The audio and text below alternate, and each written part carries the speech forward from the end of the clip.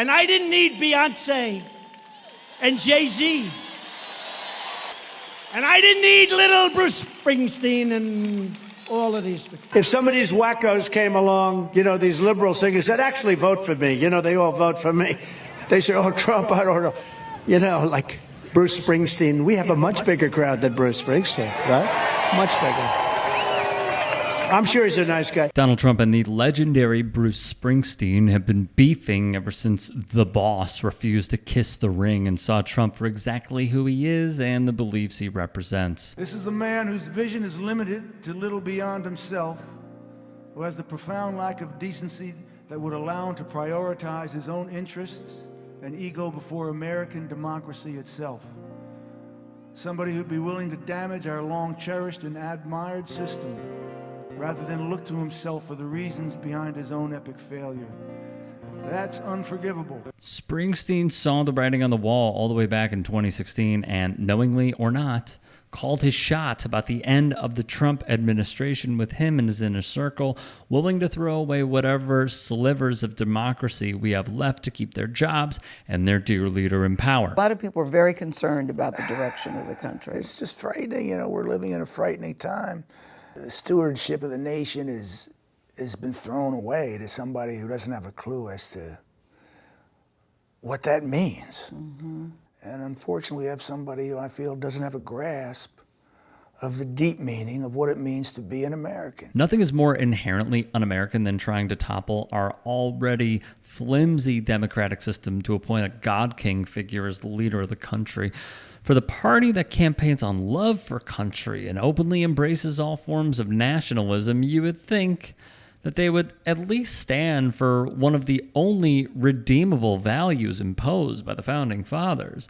But you're smarter than that and know that Republicans use patriotism, akin to religion, as a weapon to manipulate voters to vote against their material interests, something Springsteen recognizes as well. He's really preyed upon that part of the country because he gives these very glib and superficial answers to very, very entrenched and very difficult problems.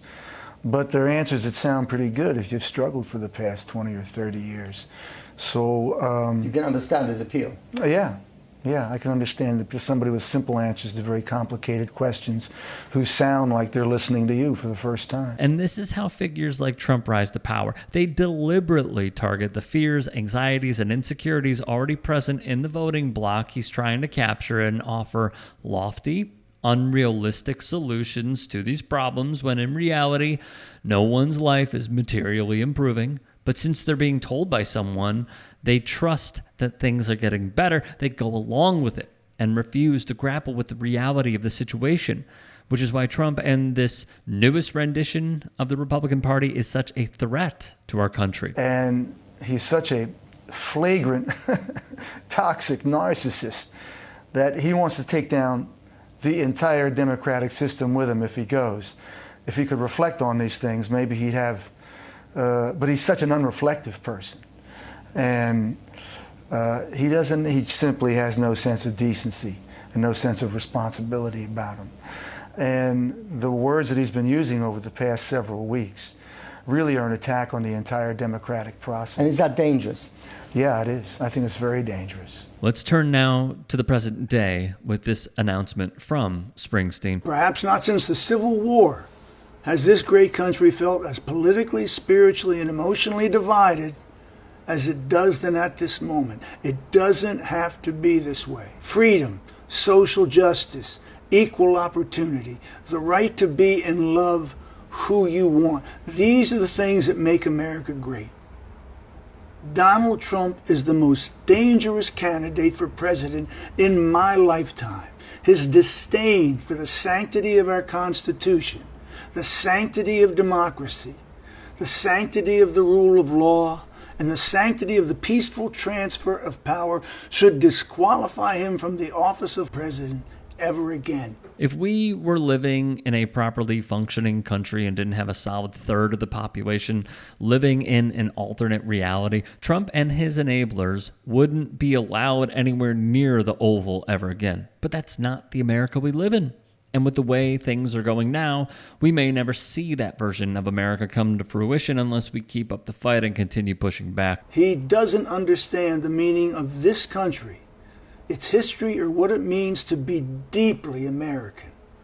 On the other hand, Kamala Harris and Tim Walz are committed to a vision of this country that respects and includes everyone, regardless of class, religion, race, your political point of view, or sexual identity. And they want to grow our economy in a way that benefits all, not just a few like me on top.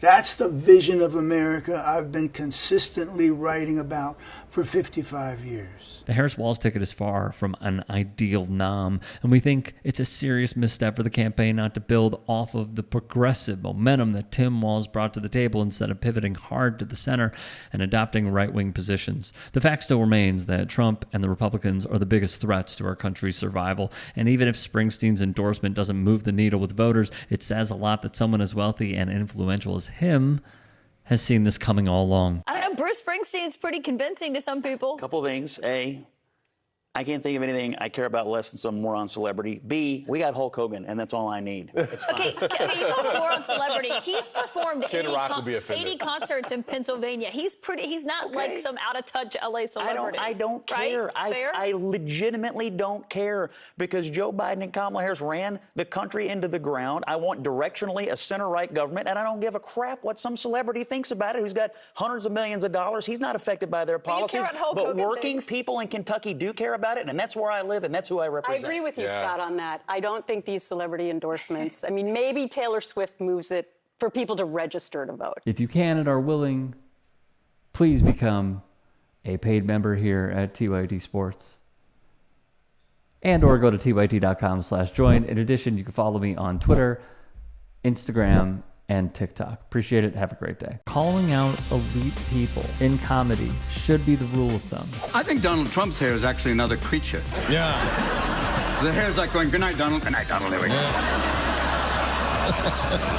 Maybe it goes out. It goes out and makes money while he's asleep. There is something about punching down that feels taboo, and punching up is the way to go.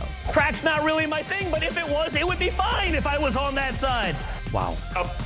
Don Jr.'s on coke. We won with poorly educated. I love the poorly educated. I'm a very stable genius. It is very important, the work that the Jordan Kleppers are doing, the work that the Good Liars are doing, the work that our team here at the Turks are doing, and many more. What he does, he secretly puts the marker on the end of the putter, and then he looks like he's marking it, but really, now the mark is 3 feet closer. That's a way easier putt. He cheats a lot. That if you cheat at golf, you cheat at life. The saying goes for Donald Trump.